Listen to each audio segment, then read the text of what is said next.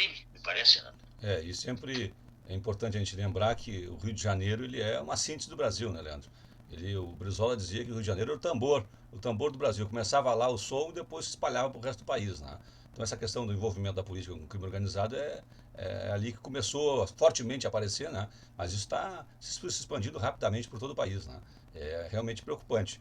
Desde talvez do governador Brizola, lá no final do último governo 98, que todos os governadores que foram eleitos, com exceção do Brizola, todos tiveram problemas de envolvimento com alguma criminalidade, mais perto ou menos perto, mas todos eles estiveram envolvidos e muitos foram presos, né? Já perdi a conta de quantos governadores o Rio de Janeiro teve presos, né? Então, acho que uns 5 ou 6 pelo menos, né? Então é impressionante mesmo essa situação do Rio de Janeiro.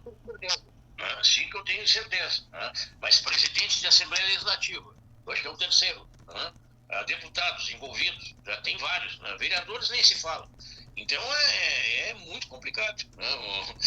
E aí a responsabilidade dos partidos, mas será que os partidos não estão já infestados, né, desse vírus, né, do crime? Né? Geralmente, quando chega na ponta lá, né, Leandro, já os partidos estão já contaminados, né? Dificilmente as coisas começam lá dentro dos partidos para a escolha dos candidatos, né? Então a entrada normalmente se dá exatamente na base dos partidos. Claro que depois isso vai se expandindo e eles vão colocando os seus candidatos, patrocinando os seus candidatos, elegendo os seus candidatos. E como o dinheiro conta muito, né? Sem falar no caso do crime organizado, que aí até tem reserva de votos, eles fazem seus currais eleitorais, né? Tem zonas que ninguém pode entrar senão um candidato patrocinado pelo crime organizado. E as pessoas daquela localidade, se não votarem, vão depois ser penalizadas. Eles fazem o controle, né, da área. É esquema mafioso, né? Então isso é lá no Rio de Janeiro, mas isso está espalhado no país inteiro, né, Leandro? Eu vou dar um relato aqui rapidamente. Na última eleição para vereador, pela primeira vez, eu ouvi que as pessoas não poderiam ir fazer campanha em determinados locais em Pelotas. Não estou falando mais do Rio de Janeiro agora, estou falando de Pelotas, Rio Grande do Sul. Tinham localidades, pela primeira vez, que estavam já controladas por crime organizado.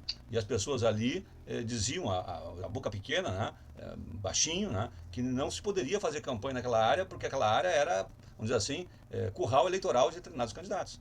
Então isso é muito grave, realmente. Né? Isso, claro que a Polícia Federal tem investigado e conseguido, inclusive, prender, né, muitos desses criminosos, mas o sistema continua. Né? O sistema continua. E onde tem o crime organizado vai se espalhando. Ele vai ali atuando nos serviços, entrega de gás, depois vai indo na questão, né, do energia elétrica também. Daqui a pouco eles estão ali também oferecendo outros serviços, de até emprego, e aí elege seus candidatos. Né? O início dessa tragédia é quando o cidadão, sabe, eu moro perto do fulano que é traficante, mas ali onde eu moro não tem roubo. Né? Exatamente, eu ouvi então isso ele é também. melhor acostado. Isso aí é frequente nós ouvirmos. Né? É verdade. Isso aí é a origem, né, de um dia nós temos que nos ajoelhar para bandido. A máfia na Itália, se a gente vai ir atrás da história, na Sicília, é exatamente isso. O Estado italiano abandonou a Sicília, as famílias se organizaram para proteção, autoproteção, e depois descambou para o sistema mafioso de poder. Né? Mas isso começa até com uma boa intenção, começa até com uma solução caseira. Né? Bom, já que nós temos um problema para enfrentar, enquanto comunidade aqui, alguém assume o papel de justiceiro ou de protetor, e depois, bom, aí depois o preço vai cada vez ficando mais alto, né, Leandro? Isso é histórico, né? Mas o que se ouve de boca pequena? Né? Em vários lugares. Né? Ah, não, o fulano aqui ele é traficante, ele não quer a polícia aqui no bairro. Então, se ele pegar algum ladrão, ele derruba o cara, destrói o cara, a pau. Né? E aí ele dá exemplo e se torna o reizinho do lugar. E aí tu fica feliz, porque tu tens um marginal, né, ali que é traficante, né, e assumindo o poder ali naquela zona. Né? E tu não denuncia, a polícia às vezes, né, não tem como investigar, muitas vezes, né, até chegar no líder, e aí começa esse baile, né, da marginalia. Né? Exatamente. E o ser humano, como sem freios, né? O poder, ele sempre abusa de poder, e nesse caso é um poder ilegítimo e aplicado pela violência, né? Essa violência depois também é estendida para que o traficante agora também queira serviços lá das meninas da região, que obrigue a manter relações com eles, que façam com que os filhos sejam obrigados a prestar serviço para eles. Né? Então, assim por diante. É um esquema de violência que pode ter uma questão prática ali, de segurança inicial, que parece funcionar, mas esse esquema de violência depois se volta contra todos. Né? E aquela pessoa que tem uso da violência faz o que quer. Né? Eu coloco de outra forma. A situação é a ausência do Estado. Sem dúvida. Quando nós não temos a ausência do Estado para dar segurança ao cidadão, aí vem o marginal lá, né? E ele dá segurança porque ele tem interesse que a polícia não vá lá. Agora, onde é que está a raiz do problema? É o Estado inoperante. Sem É não dúvida. ter polícia na rua. Né? Por que que quando chega em dezembro, agora se fala em operações com polícia na rua para proteger o comércio, a área de calçadão e tudo mais? Por que que não se faz isso no dia a dia? Porque não tem dinheiro para investir.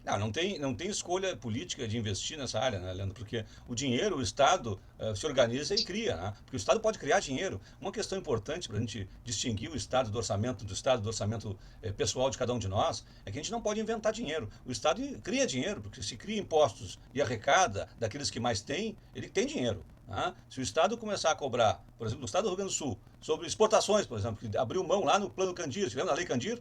Que o Estado do Rio Grande do Sul deixou de arrecadar com as exportações, quebrou o Estado do Rio Grande do Sul, porque deixou de arrecadar na sua possibilidade maior de arrecadação. Se voltar a arrecadar, o Estado do Rio Grande do Sul deixaria de ser um Estado deficitário, Leandro. Isso são os economistas que estão dizendo. Se nós conseguirmos aí voltar a arrecadar o que a Lei de Candir nos tirou, por exemplo, o Estado do Rio Grande do Sul poderia equilibrar suas contas. Bom, equilibrando as suas contas, poderia então investir em ter um contingente da Brigada Militar muito maior. Nós temos um contingente da Brigada Militar hoje muito defasado em relação à população.